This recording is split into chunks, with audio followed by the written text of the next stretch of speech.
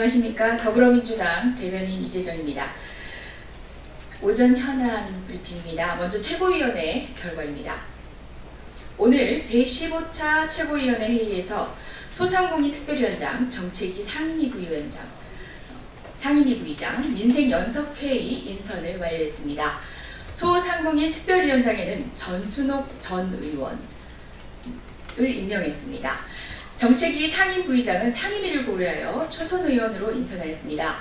임명된 상임부의장은 앞으로 당의 정책을 심의 조정하고 각 상임위에서 원활하게 추진될 수 있도록 활동할 계획입니다. 민생연석회의는 공동의장으로 이해찬 당대표와 외부인사 1인이 맡고 추후 공동의장을 한 분 더 모실 계획입니다. 오늘 회의에서 당내 위원 10인, 외부위원 8인 등 18인의 인선을 했고 당내위원과 외부위원을 동수로 구성하는 당규에 따라 외부위원을 추가로 위촉할 계획입니다. 자세한 내용은 서면 브리핑 내용을 통해서 확인하실 수 있도록 준비하겠습니다. 다음은 9월 고용 동향 통계 발표 관련입니다. 오늘 통계청은 9월 고용 동향을 발표했습니다. 지난해 같은 날과 비교하여 취업자 수가 4만 5천 명 증가했으며 이는 지난 7월 5천 명 증가, 8월 3천 명 증가한 취업자 수에 비해 많이 개선된 지표입니다. 더욱이 일자리의 질과 관련하여 임시 근로자는 19만 명이 감소하고 일용직 근로자는 2만 4천 명이 감소한 가운데 상용직 근로자가 33만 명이 대폭 증가하여 일자리의 질이 조금씩 개선되고 있음은 다행스러운 일입니다. 특히 청년층 고용률은 42.9%로 지난해 같은 날과 비교하여 0.7% 증가하였고 매해 9월을 기준으로 2006년 43% 이후 가장 높은 것으로 나타나는 등 계속 감소 추세를 보였던 청년층 고용률이 증가 추세로 전환된 것은 유의미한 변화입니다. 그러나 아직도 국민이 체감하는 변화에는 갈 길이 멀다는 사실에 마음이 무겁습니다.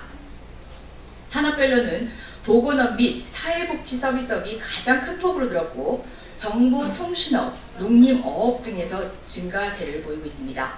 국민의 삶이 개선되는 영역, 4차 산업의 새로운 혁신 성장 영역이 확장되었습니다. 헌법이 특별히 보호하는 농업 분야의 고용이 증가된 것도 실로 반가운 일입니다. 다만 사업시설관리, 사업지원, 임대서비스업, 도소매업, 숙박, 음식업 등에서 보인 감소세는 조선업과 자동차업의 부진이 여전히 반영된 것으로 보입니다. 특히 전년 동월 대비 고용원 없는 자영업자는 감소한 반면에 고용원이 있는 자영업자가 증가한 지표는 수개월째 같은 추세입니다. 이는 최저임금 탓에 자영업자들이 폐업위기에 내몰렸다는 일각의 주장이 사실이 아님을 거듭 드러낸 대목입니다. 지속가능한 성장, 국민이 행복한 성장을 위하여 문재인 정부의 소득주도 성장 정책은 흔들림 없이 추진되어야 한다는 것을 다시 한번 확인한 것입니다. 더불어민주당은 오늘 발표로 드러난 고용지표에 일희일비하지 않겠습니다.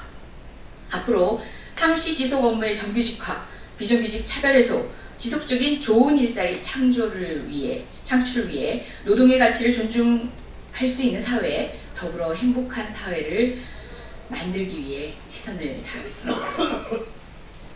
다음은 문재인 대통령 유럽 순방과 관련한 입장입니다.